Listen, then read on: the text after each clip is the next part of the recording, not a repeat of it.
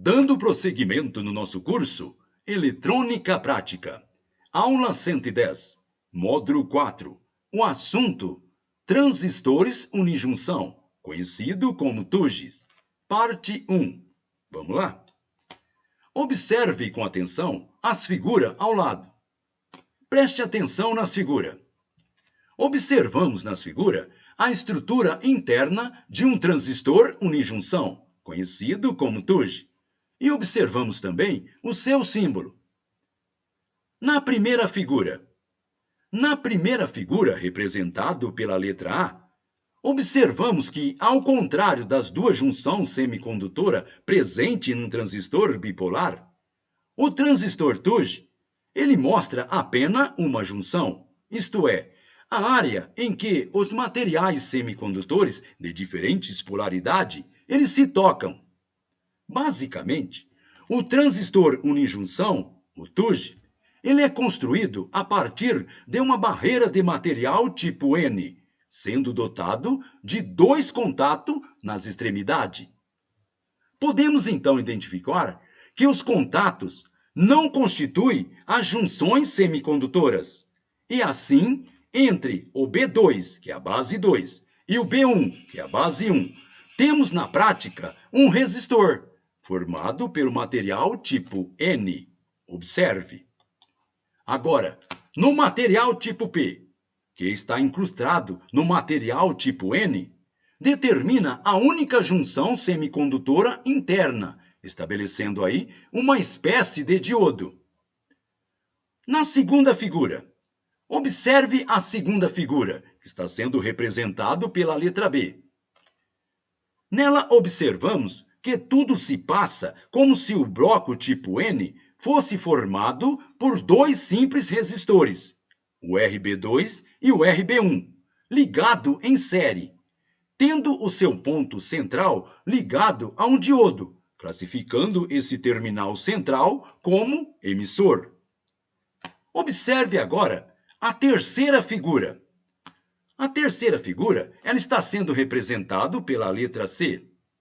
Observe que nessa terceira figura, nós mostramos o símbolo específico do transistor unijunção, o TUJ.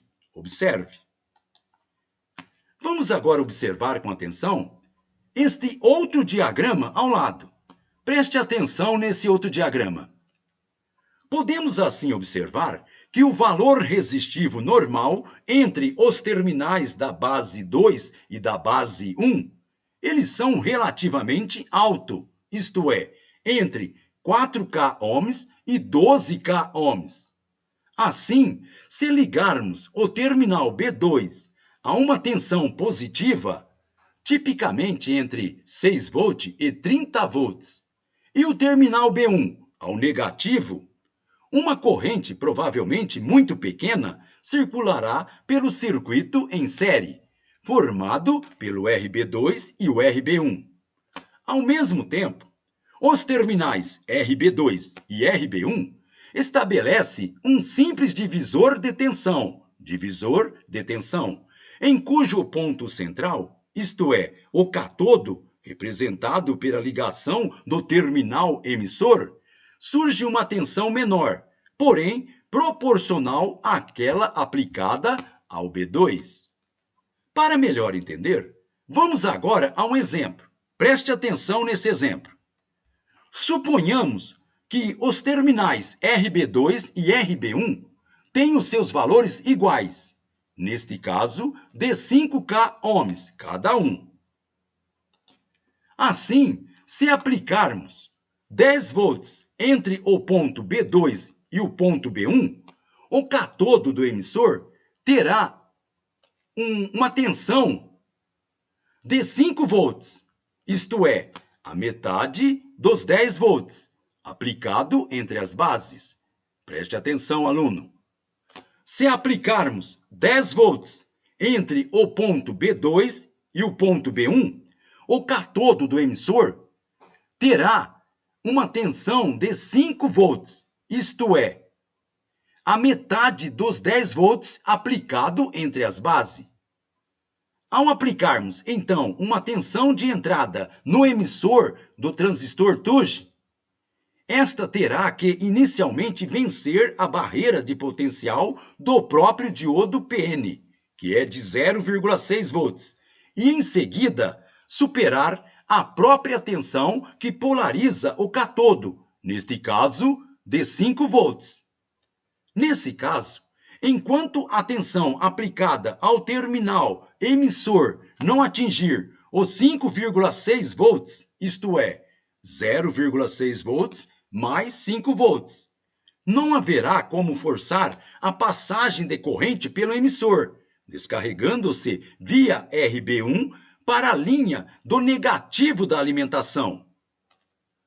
Mantendo-se no exemplo, uma tensão de emissor igual ou maior que 5,6 volts, esta determinará uma corrente relativamente forte.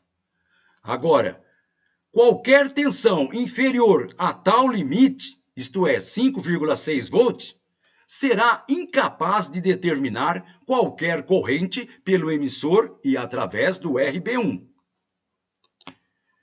Como tal limite é intransponível, mesmo que formos aplicando uma tensão crescente ao emissor, indo de 0 até 5,6 volts, enquanto os tais 5,6 volts eles não forem atingidos, a corrente ela será nula, como através de um interruptor aberto.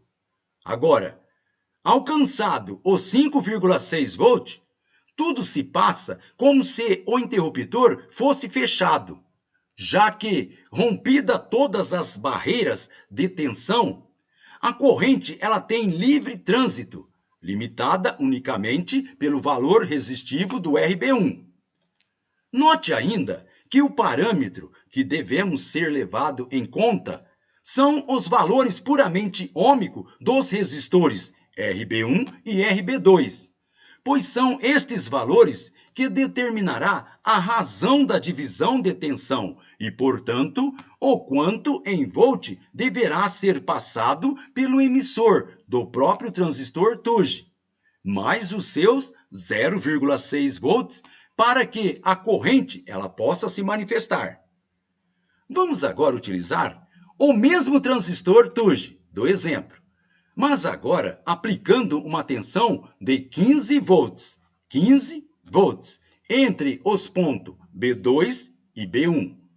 Observe que a barreira de disparo para a corrente ela será agora de 8,1 volts, isto é, 7,5 volts, mostrado pelo divisor de tensão entre o resistor RB2 e RB1.